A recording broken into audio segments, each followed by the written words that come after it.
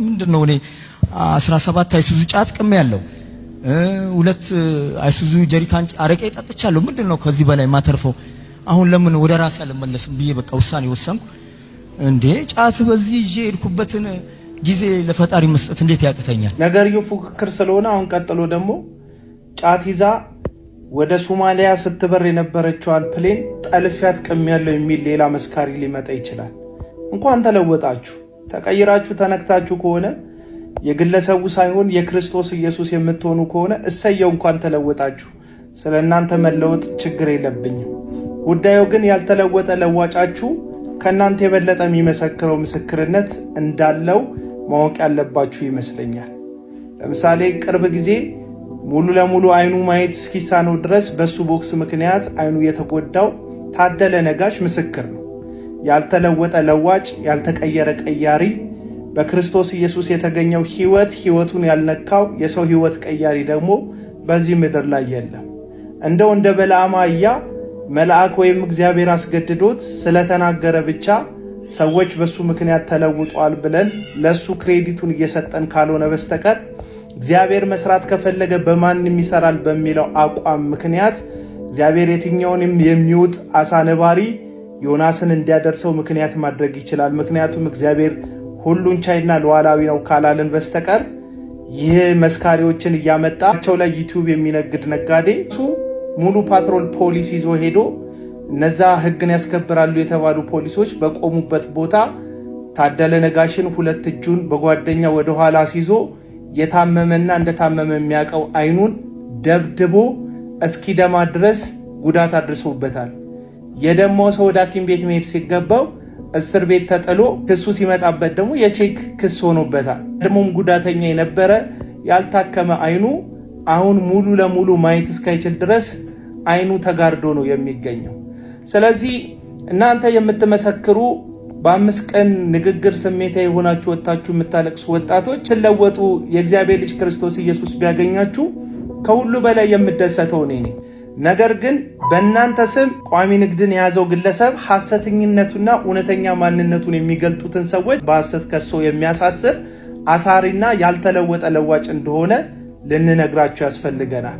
ስለዚህ እግዚአብሔር ይርዳችሁ። የበለዓም አህያን በለዓምን አንደበቷ ተከፍቶ ከጥፋት መልሰዋለች ማለት መንግስተ ሰማያት ትገባለች ማለት አይደለም። አንዳንድ ሰዎች ላይ ድንገት እግዚአብሔር መጥቶ እነዛን የሚወዳቸውን ሰዎች ለመለወጥ ሲፈልግ ዮናስን ወደ መዳረሻው ለማድረስ የሚባላውን አሳ ነባሪ እንደ ትራንስፖርት የተጠቀመው አምላክ ሊጠቀምበት ይችላል።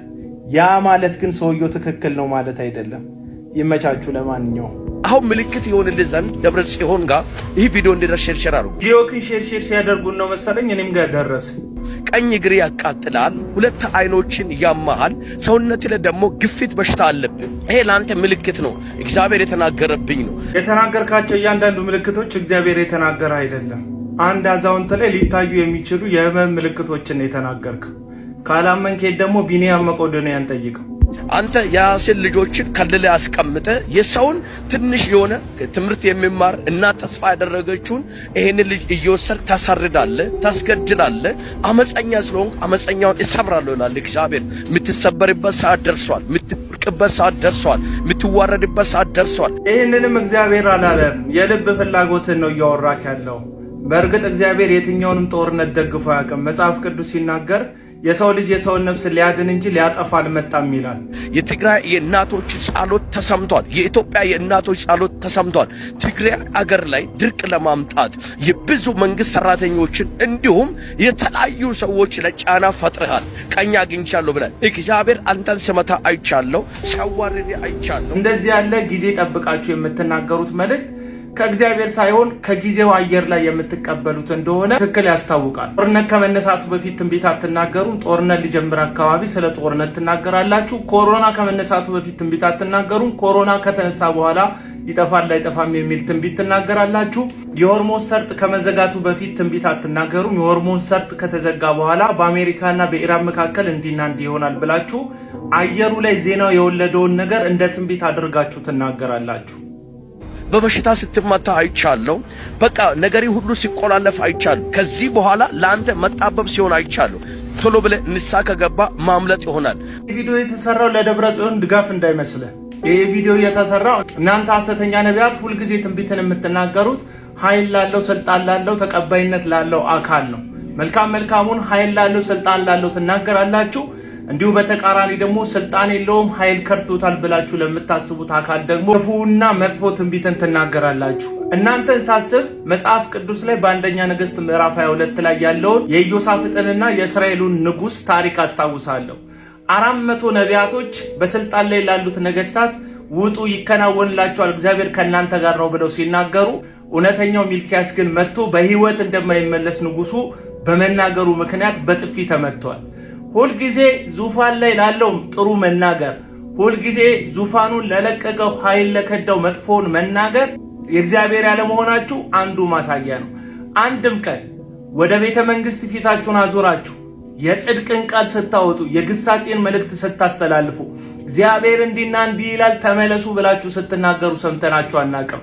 ምክንያቱም እውነተኛው እግዚአብሔር ከናንተ ጋር ስለሌለና መልእክት እየነገራችሁ ስላልሆነ ማለት ነው። አሁንም ቢሆን እንደ ሜትሮሎጂ ወቅት እየጠበቁ የአየር ትንበያ አይነት ትንቢት ከእግዚአብሔር እየሰማን ነው እያሉ ህዝቡን ከሚያስቱ ሐሰተኛ ነቢያት ራሳችሁን ጠብቁ። ከጥቂት ዓመታት በፊት ዴቪዶ ለተባለ አንድ የናይጄሪያ ዘፋኝ ትንቢትን አምጥቶ ነበር።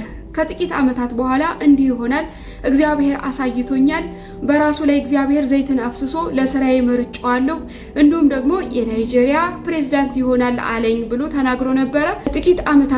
ከጥቂት ዓመታት በኋላ እንዲህ ይሆናል ተብሎ የተነገረው ትንቢት አሁን ላይ መተግበር ሲገባው፣ ነገር ግን ዴቪዶ ያለው ገንዘብ ያለው ዕውቅና ያለው ሀብት አልበቃኝም ብሎ ነፍሱን ለሰይጣን ሸጦ የኢሉሚናቲ ሜምበር ሆኗል። ይህንንም በግልጽ በሳይንና በምልክቶቹ እያሳየ ይገኛል።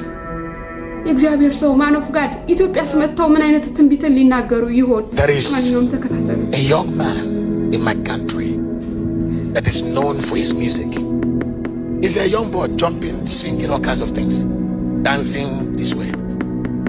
But that one, God has poured an oil on him. He calls him my servant. This is my first time of speaking publicly. His name is Davido. God said, for he is my servant. For he shall be president of Nigeria, and he shall unite the country. እኔ የጨለማውን ስራ በማጋለጥ ቅር እየተሰኛችሁ ያላችሁ ሰዎች እንዱም ደግሞ እንዴት አንድ ላይ ተፋፍነን አልተመምንም? ለምን ይነገራል? ለምን ይገለጣል?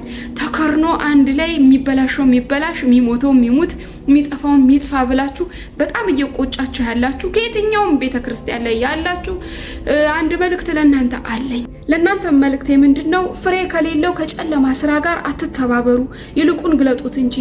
እነርሱ በስውር ስለሚያደርጉት መናገር እንኳን ነውር ነውና፣ ሁሉ ግን በብርሃን ይታያል፣ የሚታየውም ብርሃን ነው። ስለዚህ የእግዚአብሔርን ቃል ቀላቅለው እንደሚሸቃቀጡት እንደ ብዙዎች አይደለንምና በቅንነት ግን ከእግዚአብሔር እንደተላክን በእግዚአብሔር ፊት በክርስቶስ ሆነን እንናገራለን። ስለዚህ በዚህ ቅር የሚላችሁ ሰዎች ቅሬታችሁን ጨምሩ፣ የሚመራችሁም ሰዎች እየመረራችሁ ጠጡት። የጨለማ ስራ ወደ ብርሃን ይገለጣል። ቴንክ ዩ ዩ ዌልካም